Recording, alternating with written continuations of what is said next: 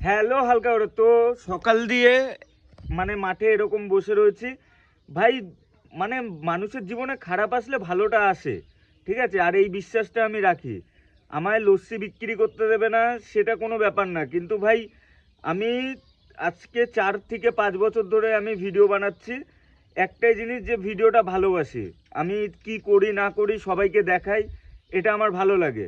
আর সেই জায়গায় মাও আজকে আমায় বলছে যে তুই ভিডিও বানা, মানে কোনো সাপোর্ট পাস না, কোনো কিছুই না, ভিডিও বানিয়ে তোর কি হবে। মানে ভাই এটার জন্য আমি বানাচ্ছি না যে সবাই আমাকে সাপোর্ট করবে, তার জন্য আমি বানাচ্ছি না। এটা আমার ভালো লাগে যে সবাই দেখুক আমি কি করি না করি। আর কি বলবো ভাই, এতটা মানে প্রবলেমে আছি, ঠিক আছে। আজকে ফাইন্যান্স, লোন ফোন সব কিছু, মানে ফ্যামিলি সব কিছু দেখছে, ঠিক আছে। দিনের পর দিন কেঁদে কেঁদে কেঁদে কেঁদে নিজেকে সান্ত্বনা দিয়ে আজকে মানে ওই চোখের জলটাও শুকিয়ে গেছে। আর আজকে যেই সাহসটা নিয়েছি, এবার ভাই মানে দোকানের ব্যাপারে ভেবেছিলাম যে বন্ধ করে দেবো, কিন্তু না, এর থেকেও নেক্সট লেভেলের করে দেখাবো তোমাদের।